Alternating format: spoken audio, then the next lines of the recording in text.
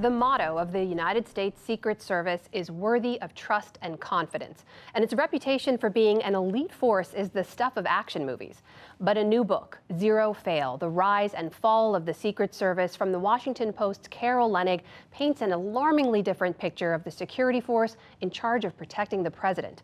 It's an agency, she says, that is, quote, in a state of unprecedented peril, whose decline has been decades in the making with a frat boy culture. And their mission, as one agent told her, is fulfilled not on skill nor training, but on, quote, dumb luck.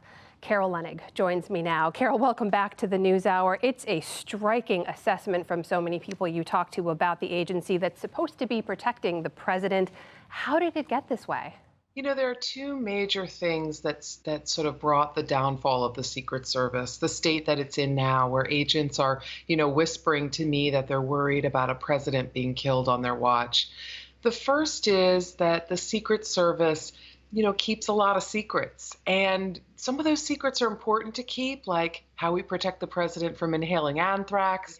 But the secret part of the Secret Service has been abused by some small subset of Secret Service agents, and especially the leadership, to cover up vulnerabilities, to cover up mistakes, and to cover up, sort of gross misconduct that none of us in America would tolerate in any law enforcement team, much less the most elite one that protects our democracy.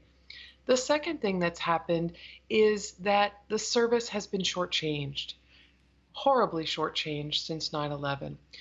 Our country spent billions of dollars, tens of billions of dollars, protecting us from terror in the skies so that we fly safely everywhere we want, and protecting us from terror at our borders and our ports. One tiny, tiny little agency that became sort of the redheaded stepchild in the huge Department of Homeland Security was the Secret Service.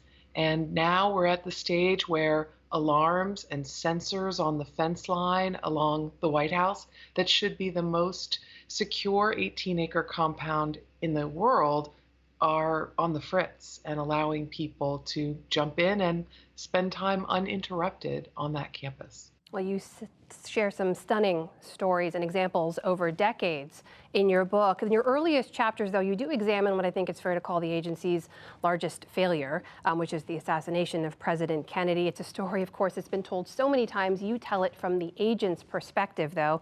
What did you learn about how they look back at that moment in history?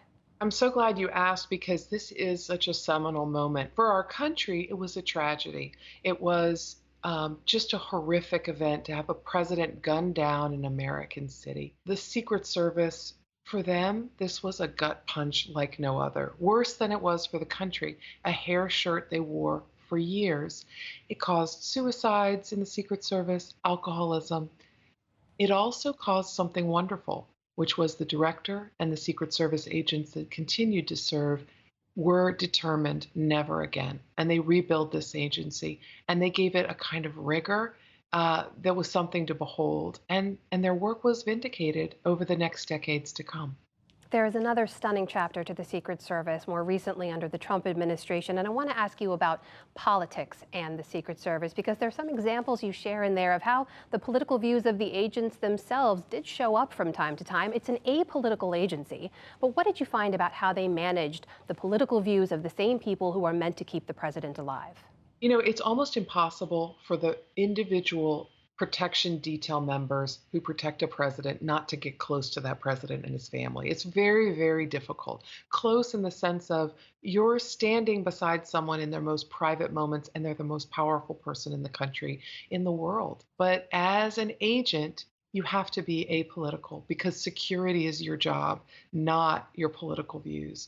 And unfortunately, Donald Trump politicized this agency and politicized this detail, to the point that his detail leader eventually became the White House Deputy Chief of Staff on a temporary assignment, helping the president execute his political mission, his political campaigns, and even clearing Lafayette Square, forcibly removing peaceful protesters to help burnish the president's image as a law and order president for his campaign for re-election. That person is now the assistant director of the Secret Service, has gone back to working for the Secret Service, Well, Carol, that one particular story about the agent you just mentioned, a man named Anthony Ornato, did strike me because, as you mentioned, he's back with the Secret Service now. How does that happen? How does someone go from a protective role to a political one, back to the protective one? And what does that mean for the Secret Service that the Biden administration has now? The reason that happened was basically because two things. It was what the president wanted, and it was what the director, the current director, Jim Murray, allowed. Jim Murray was very close to Tony Ornato, and they agreed that this is how it would be and that he would temporarily be with the White House and then he would return to the Secret Service because he wasn't eligible for the very generous retirement program that the Secret Service has. And so he was going to serve some more years at the Secret Service. The Biden transition team was pushing quietly, gently for a changeover of the agents that would be on the presidential detail. And the Secret Service agreed, ultimately, not to a full changeover, but to install very new and senior supervisors on that detail that Biden knew, that he knew from when he was vice president because they protected him and ran his detail, and agents who had protected Jill Biden when she was the second lady under the Obama administration. Carol, you tell the story of a deeply flawed agency. So what now? What is it going to take to fix it?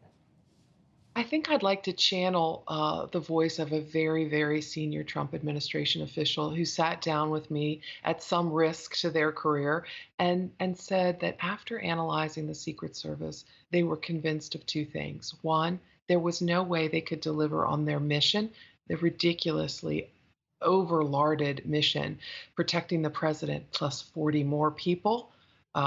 President's grandchildren, vice president's stepchildren, cabinet members. Also, protecting Super Bowls and Olympics and the United Nations General Assembly and investigating financial crimes and cyber hacking.